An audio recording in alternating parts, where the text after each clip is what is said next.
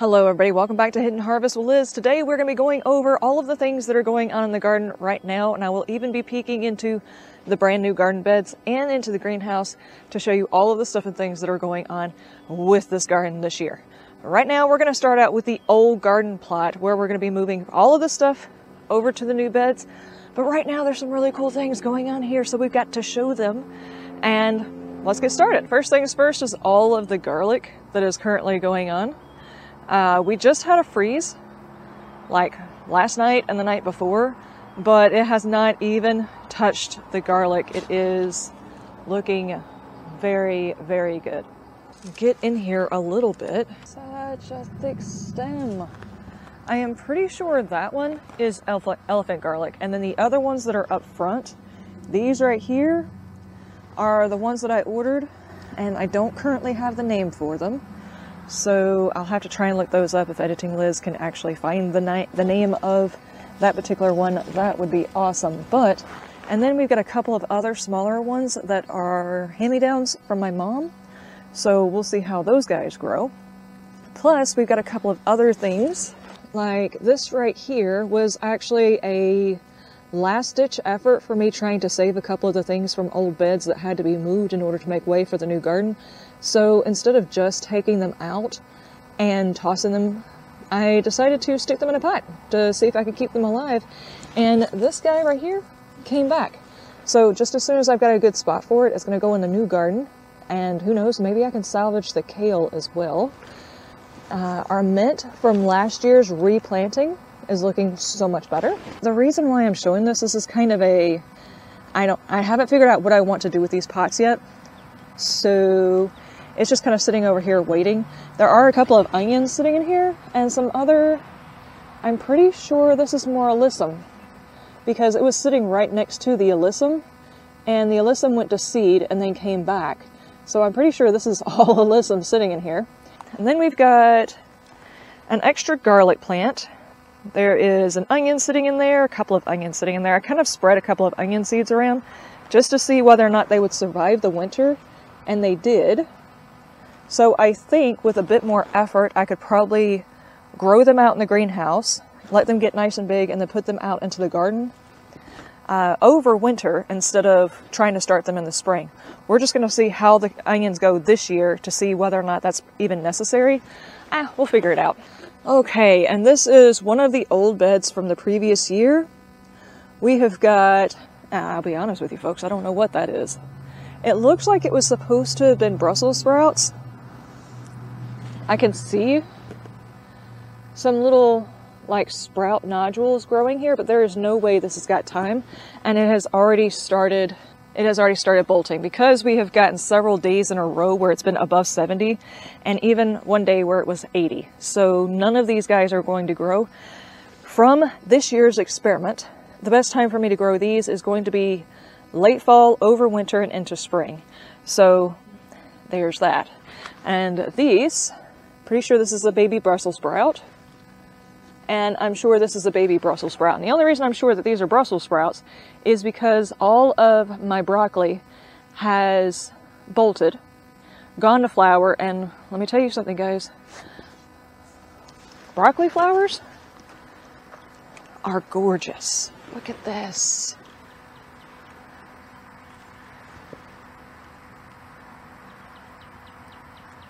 Those are so beautiful.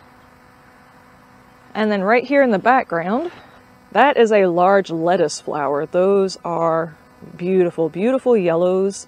This is a softer yellow, brighter yellow, and they all look beautiful. I am so glad they decided to bloom before I even had to take these beds apart, because maybe I could save seeds from them, but mostly because the early bugs that are coming out, I've seen quite a few bees and stuff enjoying these guys right here. So I'm very much appreciating having these pollinating things out for the early bees, because right now the other garden isn't fully done yet and I don't really have any pollinating anything over there just yet. So let's continue to move on. And here's some more of the broccoli. Now this one was the cauliflower, the cauliflowers that I was trying to grow. And I only harvested one and I let the other one go to seed to find out what would happen. And it sprouted out into what looks to be like a purple broccoli look, but I'm not sure where this is going next. I'm very, very interested to see what this is going to look like at the end. But I was not expecting this kind of growth. It's really, really cool. And then back here, this one I harvested from a lot. And it has finally decided to bolt, which is awesome. Beautiful flowers, smell good. We also have several little things of cilantro still hiding. You see it down there too? There's a couple that have tried to bolt, and I have taken the tops off in hopes of getting more out of them. And then we've got the entire bed, and these guys are actually starting to get ahead as well. So we'll see how this goes, how it looks. It looks really weird on the inside. It's crazy looking. They are really, really thick in here. And just as soon as I get a spot, they're going to be moved over to the other garden as well. There's a random... Did I seriously just stick a random garlic in here? I guess I did. Well, all right. I had a lot of extra garlic. I just stuck it in the ground. Over here is the bed where I was growing the carrots and the radishes and stuff like that. And I obviously pulled and harvested all of the carrots, which were awesome. But here's the radish. It's looking mighty crazy down here. Look at the size of that. That is crazy looking. And one has actually bloomed. I've never seen a radish bloom before. I always pick them before they have a chance to bloom. That is really cool. Plus, I have got that kale and that kale that I pulled from the other bed, same as the other one. That one is somehow or another flourishing. I'm assuming because it's been in the partial shade behind the radishes, so it's not getting beat up by the sun. And we got an extra garlic sitting back there. We got some alyssum hiding back there. Another piece of garlic that is being swamped by this thing, which is, of course, my flowering lettuce. And then the broccoli. And that's basically all of these beds. So this whole inside is the old garden bed. I will have to tear apart, pull up all the cloth, and get everything out of here because this area is going to have a whole nother use. Okay, and then I'm taking apart this bed right here, which was where my pollinators were last year. I'm taking this bed apart and reusing some of this soil because the composition of this soil was not very well mixed for our area. It was not holding water, and at some points it was holding too much water. So I'm not even sure exactly how to say the composition was off other than the composition was off. So I'm taking this and combining it with the stuff that I'm doing in the other bed. So let's go over to the other areas. Despite there being a whole lot of sun, let me attempt to do a big panorama of the entire new garden area.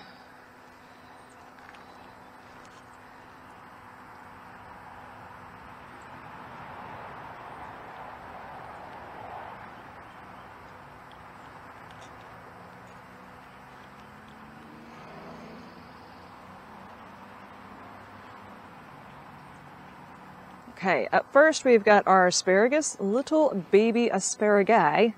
I have no idea what the, the plural for asparagus is. These tiny little guys right here. Tiny, tiny little dudes.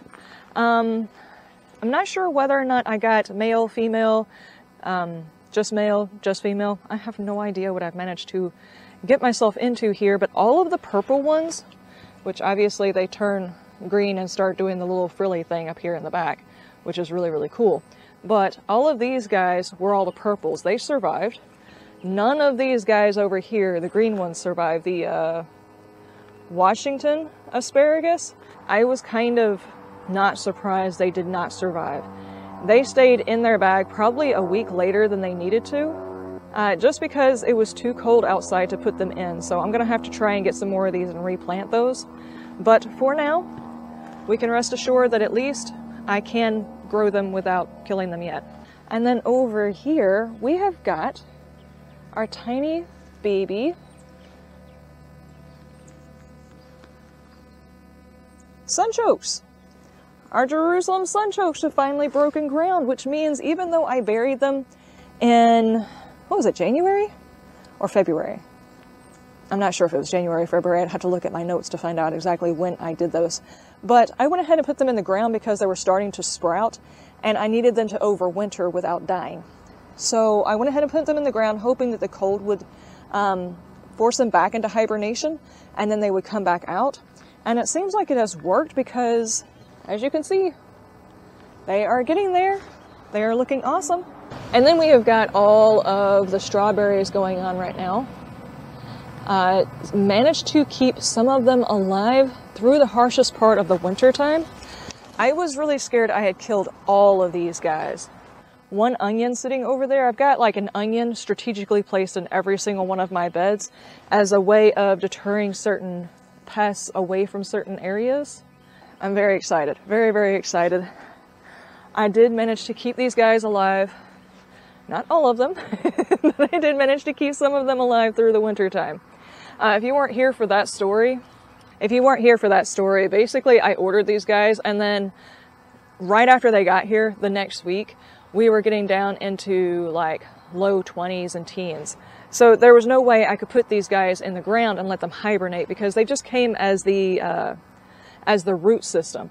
And I could have put them in the ground and allowed them to overwinter so that way that they would experience the winter and then bloom up the following year. That was my intention. Well, it's hugely different if they're experiencing slightly colder than average temperatures as opposed to what I would consider a hard freeze for our area. And I didn't want them experiencing a hard freeze right after I put them into the ground. So I decided to hold on and plant them inside the house, inside of some little planters, and it did not go well. We had gnats in the house, we had animals trying to get into them, and they looked very, very piddly.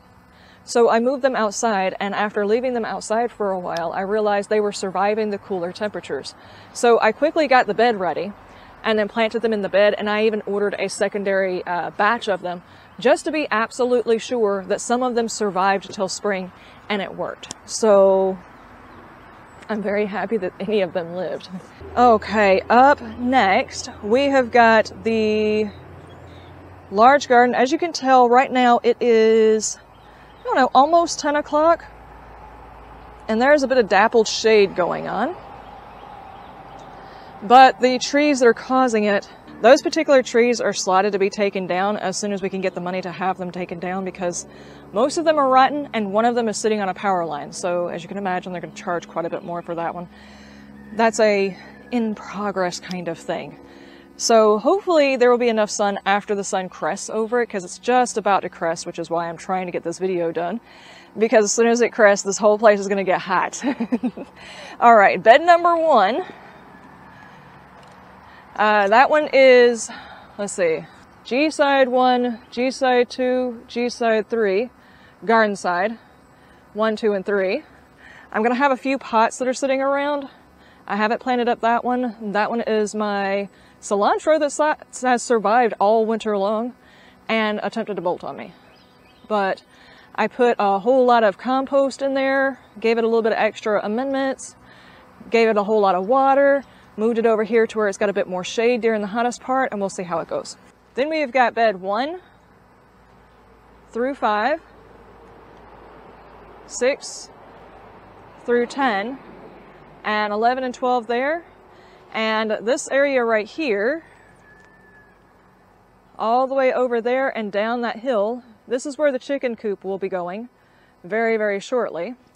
And that right there is our well house. So I've got a hose running from there for the garden, but I need to clean all of this brush up. So bed number 1, most of what is going into the beds right this second is being pulled from the old beds to try and save them. So I have got this plant over here. I'll be honest with you, I don't know what it is. It has survived in my yard, despite having been dug up by my dogs like 6 times, and then moved over into the pollinator patch, and then being pulled from the pollinator patch and put over here. And it has survived for this long, so I'm like, you know, I feel like it deserves a place to live, but I have no idea what it is. It's supposed to bloom, but I don't know what kind of bloom. So we'll just see. And then over here, I've also got thyme and sage all over this area because I pulled those from the pollinator area. I was just trying to keep them alive for the winter time. So I pulled those and brought them over here, right here, hiding amongst everything else. It's a tiny baby borage plant that I just recently transplanted out. Those guys got really, really big really, really fast. So they had to be pulled and planted out here. And then, of course, I have got a tiny, tiny onion right here. Now, I don't have all of my green onions out. They're still trying to get bigger. So what I did was, in my area, we're supposed to grow short day onions to get the bulbs. Since our Home Depot does not carry short day for reasons unknown, they only carry long day. I grabbed some long days and planted them all over the place, knowing that they would never bulb up and I don't have to worry about them. So they're essentially going to be green onions. And those will suffice for now until I can get my other green onions out here and then get my walking onions planted out here, because I want my walking onions to go over towards the greenhouse, not all over the garden, because they will kind of take over. Most of the stuff going by the greenhouse, by the well house, yeah, the well house, all the stuff going by the well house is going to be more on the perennial side because they're going to be the furthest away from the places I traverse the most.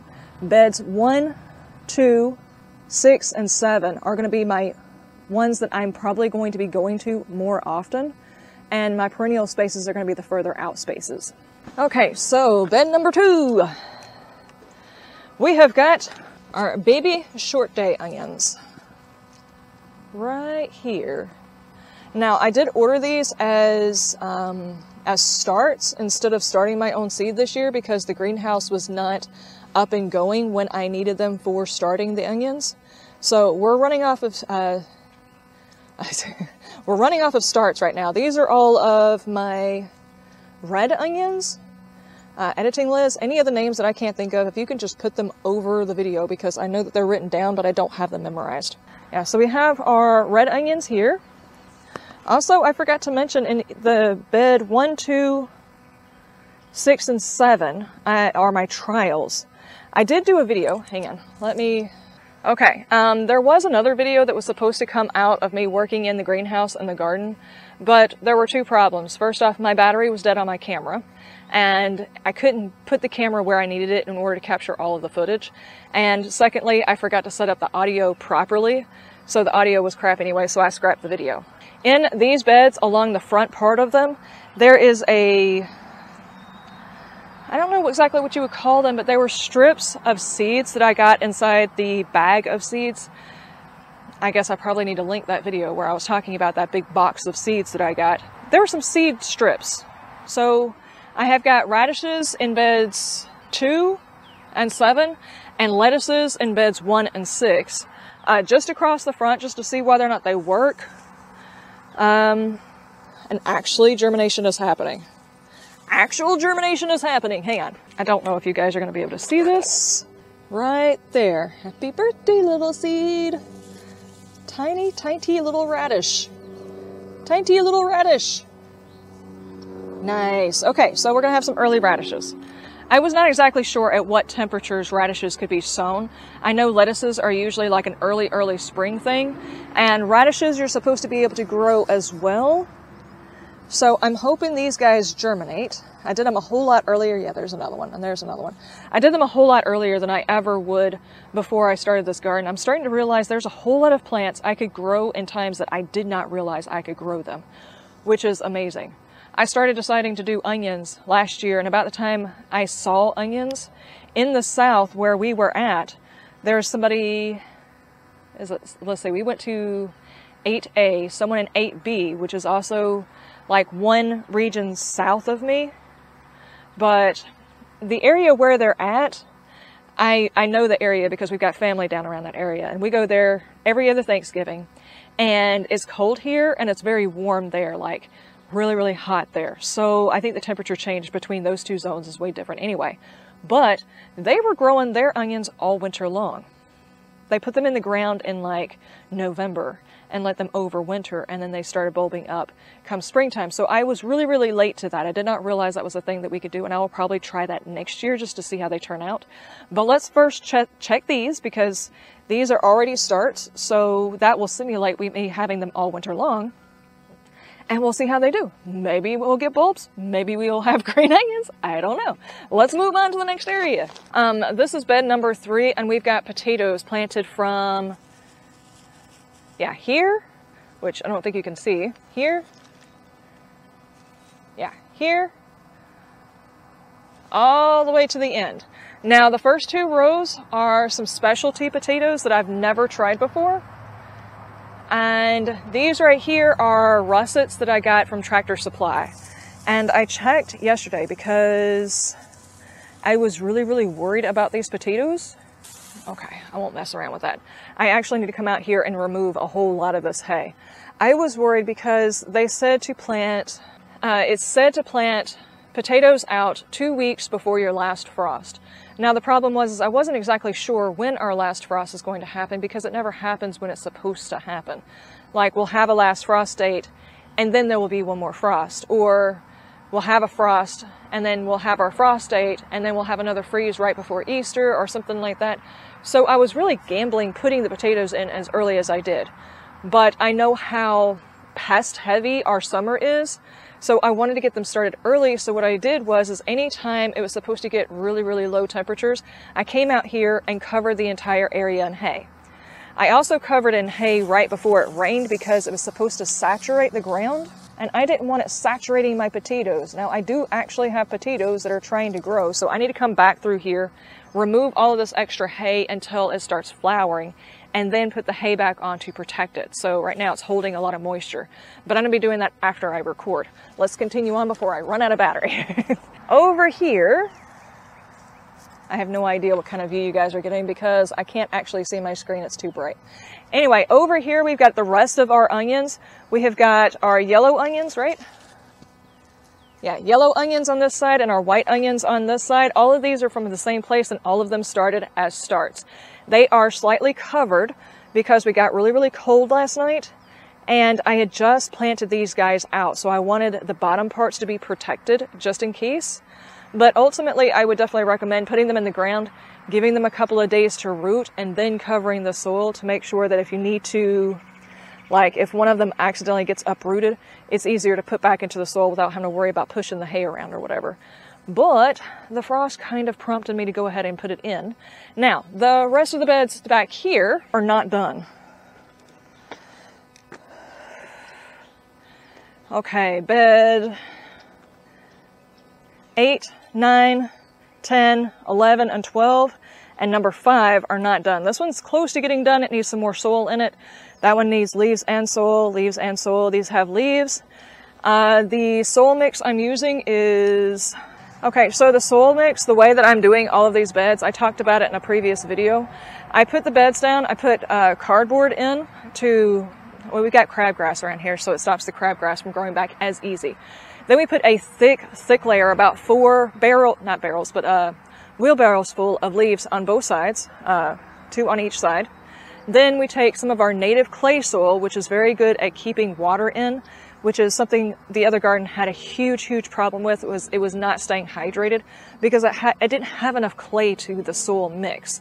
So we do that. We put a whole nother thing until we get to about that far from the surface. And then I top it with gardening soil. That way it gets some of the minerals and stuff from the gardening soil, and the amendments go in that layer, the vermiculite, the perlite. The vermiculite and perlite actually get mixed in with the clay. So I put the clay in, and then on that clay layer, I put in a whole bunch of amendments, perlite, vermiculite, and stuff like that. And I mix it in really good in that top layer. And then I put the gardening soil over it. And then I top dress it with straw. Now the straw, I definitely wouldn't recommend using straw because it has seeds in it. And I know it has seeds in it, but it was the only thing I could afford. So I'm just having to be very hawkish about making sure I get all of the seeds out as soon as they start sprouting. Especially around my baby onions. My poor baby onions.